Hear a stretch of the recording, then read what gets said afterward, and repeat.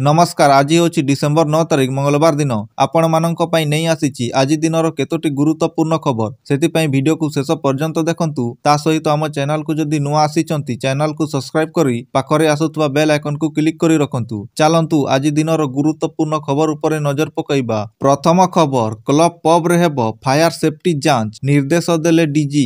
Birch by Romeo Lane द्वारा परिचालित गोवा रे एक नाइट क्लब रे भयंकर अग्निकांड परे राजधानी भुवनेश्वर समेत राज्य समस्त क्लब पब रे फायर सेफ्टी सिक्यूरिटी जांच करने अग्निशम डीजी सुधांशु षडंगी सोमवार कड़ा निर्देश देइछंती। एपरी 100 जन क्षमता विशिष्ट रेस्तोरा मध्य चेकिंग करने अग्निशम डीजी निर्देश देइछंती। अग्निकांड दुर्घटना जनित मृताहतंकु रोकिबा पई एही निर्देश दिया जाइछि। परवर्ती खबर मालकानगिरी रे 24 घंटा इंटरनेट बंद घोषणा। तेजुची एमबी 26 ओ राखेलगुड़ा कली राखेलगुड़ा महिलांक मुंड विहीन मृतदेह मिलिबा परे उत्तेजना तीव्र होईछि।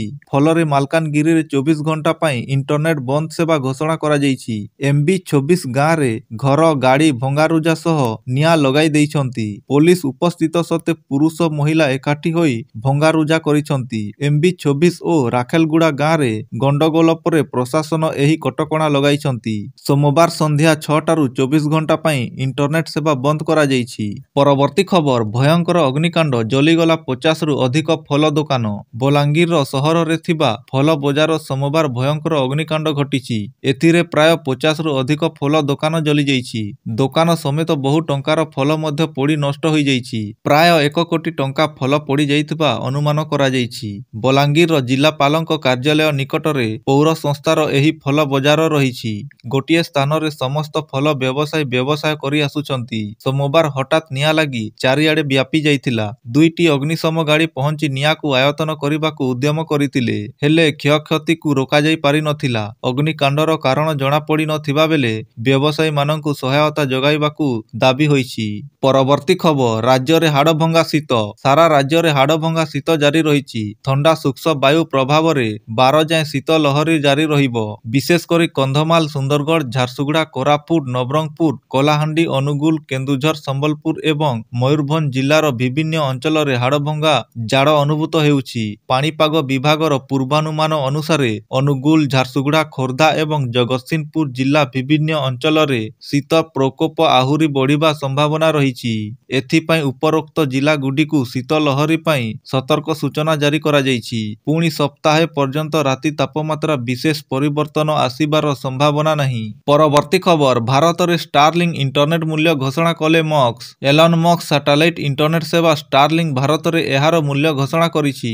खूब शीघ्र भारत रे आरंभ हेबाकु थिबा एही सेवार आसिबार प्लान पाई मासिक 8600 टंका धार्य करा जाइछि। स्टारलिंक समित डाटा सहित उच्च स्तरीय उपलब्ध प्रतिश्रुति देउछि। एही सेवा विशेष करी सही परिवार माननकु लक्ष्य करिछि जेउ माननक पाखरे पारंपरिक ब्रॉडबैंड इंटरनेट असुंगता वा उपलब्ध नहीं। एहार सेटअप अत्यंत सरल। ग्राहक केवल उपकरण को विद्युत संजोग करी आकाश आड़कू देखाइबा आवश्यक। एथिरे कौनसी जटिल स्थापनर आवश्यकता नहीं। एही प्लान रे ग्राहक माने 30 दिनर ट्रायल अवधि पाई पारिबे। एहा सहित व्यावसायिक प्लान रो मध्य उल्लेख करिछि किंतु सही संपर्क रे कौनसी विस्तृत तथ्य वर्तमान सुद्धा घोषणा करा जाई नहीं। परवर्ती खबर चाइनार बड़ घोषणा भारत रे। प्राय 5 वर्ष पूर्वे भारत एवं चाइना मध्य रे संपर्क तिक्तता देखा देबा परे उभय देश एबे पूर्व तिक्तता को पछरे पकाई आगकू बढ़िबाकू चेष्टा करुछंती। चाइना नागरिकंक पई पर्यटक वीजा पुनर्बार आरंभ हेबा परे भारत रे चाइना दूतावास जू फेइहोंग सोमवार घोषणा करिछंती जे भारत रे चाइना दूतावास एही मासरे एक ऑनलाइन वीजा आरंभ करिछु।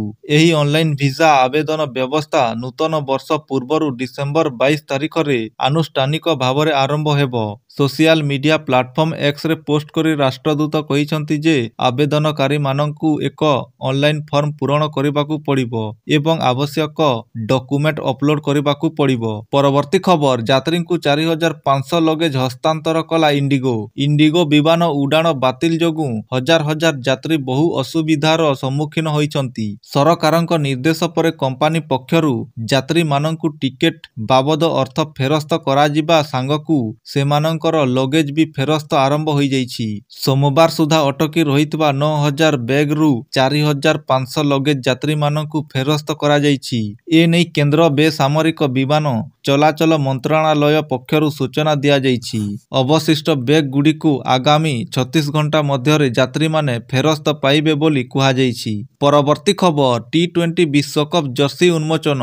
ଭାରତୀୟ କ୍ରିକେଟ ଦଳର ଅଫିସିଆଲ କିଟ୍ ପ୍ରଯୋଜକ ଏଡିଡାସ୍ ବିସିସିଆଇ ସହଭାଗିତାରେ ରାୟପୁର କ୍ରିକେଟ ଷ୍ଟାଡିୟମରେ ଟିମ୍ ଇଣ୍ଡିଆ ଟି-20 ବିଶ୍ୱକପ୍ 2026 ଜର୍ସି ଉନ୍ମୋଚନ କରିଛନ୍ତି। ଏଥିରେ ଏଡିଡାସ୍ ଏହାର କ୍ଲିମାକୁଲ ପ୍ଲସ୍ କପଡ଼ା ବ୍ୟବହାର କରିଛି। ଏହି ଅବସରରେ ଏଡିଡାସ୍ ଇଣ୍ଡିଆର ମହାପ୍ରବନ୍ଧକ ବିଜୟ ଚୌହାନ କହିଥିଲେ ଯେ ବିସିସିଆଇ ସହିତ ଭାରତୀୟ କ୍ରିକେଟ ପ୍ରଶଂସକଙ୍କ ମଧ୍ୟରେ ଏହି ଜର୍ସି ଉନ୍ମୋଚନ କରିବା କମ୍ପାନୀ ପାଇଁ ଗୌରବର ମୁହୂର୍ତ୍ତ। ଆମ ସହିତ ଦର୍ଶକ ମଧ୍ୟ ଏହାକୁ ପିନ୍ଧିପାରିବେ ବୋଲି କ୍ରିକେଟର ରୋହିତ ଶର୍ମା କହିଛନ୍ତି। ଏହି ଜର୍ସିର ମୂଲ୍ୟ 959 ଟଙ୍କାରୁ ଆରମ୍ଭ ହୋଇଛି, ଯାହା ଭାରତର ବଛା ବଛା ଏଡିଡାସ୍ ଷ୍ଟୋରରେ ଓ ଅନଲାଇନରେ ଉପଲବ୍ଧ ହେବ।